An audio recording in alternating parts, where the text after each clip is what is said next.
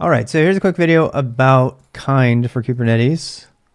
Start my timer again, I forgot. And what is Kind? So Kind, I'm just going to give you the first link. So I've created a lab for this that you can use. You can look at as kind of a solution, and you can go into it and just kind of look at it.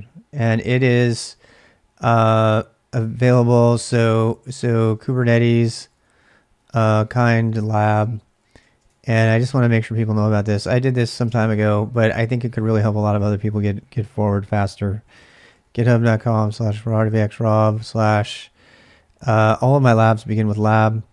Lab is kind of like a scenario lab, right? So lab, I think it was it called? Where is it? That's not it.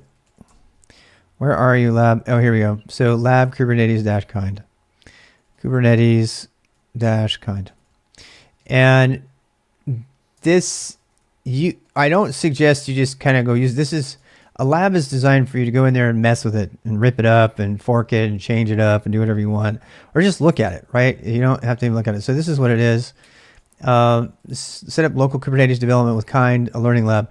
So Kind is a full Kubernetes setup created originally to test Kubernetes itself from a single machine. It's called a single node cluster. It uses Docker. So you have to install Docker on your machine. You can do Docker desktop if you want, if you're on a Mac or Windows machine. And that totally works. Of course, if you're on Windows, you should do WSL2 accelerated Docker desktop if you're going to do that. Despite my misgivings about some of the ways that WSL2 does things, that's just the way. It's no surprise it is the favorite among cloud native developers and engineers as a sort of local cloud native lab in which to experiment and develop new things. So particularly if you are into development, if you're going for the CCAD, the CKD, I personally, I haven't got it yet. So, but this is my opinion. My opinion is that this is hands down a mandatory tool in your tool chest because it runs a very, very lightweight version of Kubernetes that you also have access to. That includes a private registry that you can access from Docker. So it puts everything in Docker, and there's a plugin that this lab has included that shows you how to use your local Docker as a running registry. Those kind of things you cannot do with Minikube. So Minikube is a virtual machine. It's a different technology. It's nice and safe and sequestered away. You can't get to anything. Kind is different. In fact, Kind lets you actually have several clusters running at the same time, and they're all running from Docker, and they all can have access to the host operating system as well, incrementally. So you can leave it so it's nice and protected, or you can poke holes in there and say, hey, I want to have access to the entire local network.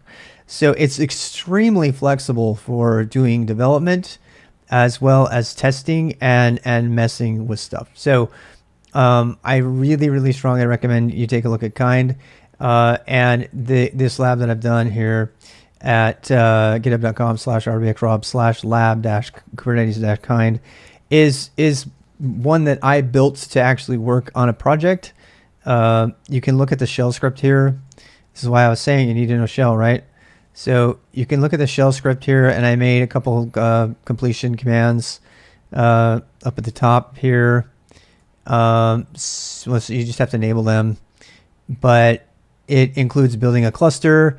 Anytime I'm learning something, I usually write a build script for it.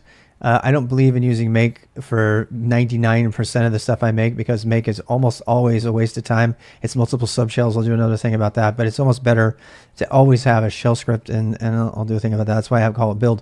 And then I encapsulate my learning in the commands that I use inside of inside of a function so that I can go back and look them up. This one is really cool because it actually includes how to set up a Kubernetes dashboard. So you can run a dashboard. What was that running on? Am I running right now? So I actually think this is still on. Let me go check. Let me check. I think it's still on. Localhost. I think it's my primary right now. Yeah, it is. All right, so let's open that. So, okay, let's get rid of the S here. Oh boy, I'm so sorry. Oh, this is my Jupyter Hub lab. Yeah. Oh, right, I forgot about that. So I set up Jupyter Hub locally in my cluster in order to try out Jupyter Hub and Kubernetes. I have another lab on this if you want to do this. This is a task that I need to do for work. And so I'm able to practice all of this stuff related to this task, this work task on my local computer without having Kubernetes set up at all. I can just use Kind on there and I can emulate exactly what's going to be in my environment. It's a little bit of extra work, obviously, because, I don't have Istio there and stuff that I have at work. I don't have OAuth set up the same way that it works at work, etc. But it's a really great way to set up your own localized environment for doing this kind of testing and research and stuff. So that's all I have to say about that.